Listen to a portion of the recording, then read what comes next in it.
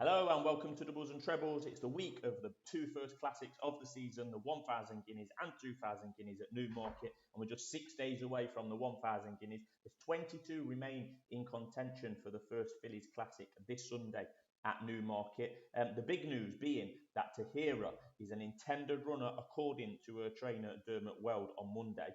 That's good news because I think she is the best horse in the race, certainly is on what we have seen so far from these horses, and she is the one to beat.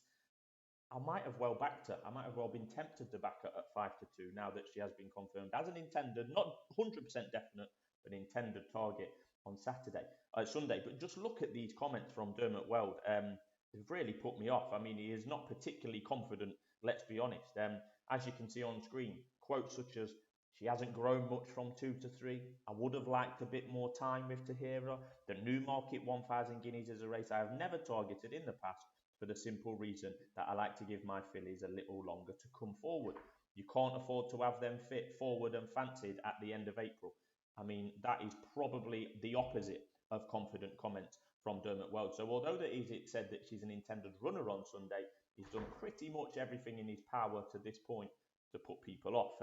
So yeah, I'm really not sure what to make of that from Dermot Weld. And it means that people like me surely need to be taking her on at the head of the market. I mean, I thought she was fantastic last year to win the Group 1 Moyglare Stud Stakes at the Curragh. I was lucky enough to be there on the day. It was a pretty electric performance.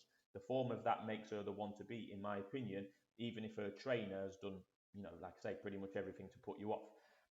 But you've got to really take your time. I really don't know what to make of what he said. I mean, she's very much short enough to leave alone, particularly with them comments. She'll probably drift now throughout the week. So really not sure what's going to happen there. I'm on record with my thoughts on most of the other contenders. Meditate, I think, is quirky and won't stay a mile. Mama's Girl won the Nell Gwyn in a nice style, but didn't beat a lot on the day, in my opinion. 6-1 is about right for her.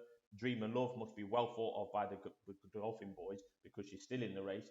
Coming straight here with only a maiden win to her name, but 13-2 is a price on reputation rather than form. There's no doubt about that. She probably is going to drift that Dream of Love. Remarquee was a good winner of the Fred Darling at Newbury, but also didn't beat much. And her action possibly suggests that she might want it softer rather than the good to firm at Newmarket that we're expecting on Sunday. I don't think Lizou will stay. Morge is a bit of a left field runner, given that she's ran in Meydan, trained by Saeed bin Saror, that doesn't have many classic contenders nowadays. She's been in Meydan recently. You know, how good is she? She's got good form behind and in front of Lizou at times last year. But yeah, not sure what to make of Morge. Will she even run? As I've said before, if I knew that Never Ending Story was running, I'd be all over her at 20-1 even. You can get it in there at the moment. Massive price. But we're not certain she'll run. Aidan O'Brien did say Newmarket might be too soon for her after her Leopardstown win. That was at the start of April, I think April the 3rd. If she does run, I'm almost certain to be tipping her come Friday. That 20-1 looks massive, as low as 10-1 in places. This Never Ending Story was unlucky not to be closer to Tahira in the Moyglare last September. I'm not saying she would have won, but she had a bit of a hard luck story in running and might have got closer than the 4th. Never Ending Story returned with a lovely winning run in the Irish 1,000 guineas trial at Leopardstown in early April, sweeping past the field that day, winning with much authority and running like there was more to come from her, frankly, this season. And she could even be an Oaks contender as well as a Guineas contender.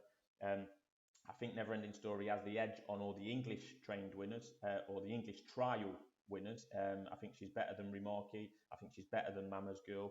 And the big question marks around the Fav, according to her own trainer, and the second Fav, Meditate, not staying.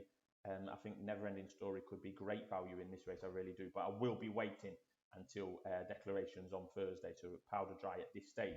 Another I'll be keeping an eye on isn't even on the screen there, and that's Power Dress for Richard Hannon. I thought she ran a really nice race against the Colts at the Craven meeting. That was a 7 furlong conditions race, nothing to get too excited about, but this Power Dress was off the track exactly a year when she made just her second start at Newmarket earlier this month. She'll have to take a big leap forward to get anywhere near winning this, don't get me wrong. But for reasons given above, this is an open race. Power Dress at around 40-1 could be of interest. Not pulled the trigger yet. I'll be waiting for Decs, possibly enhanced place terms as well. She's about 25-1 general price. I think that's too short in my opinion. So we're going to wait for the day. No better the Guineas though thus far. They will be on Friday. So tune in to Doubles and Trebles.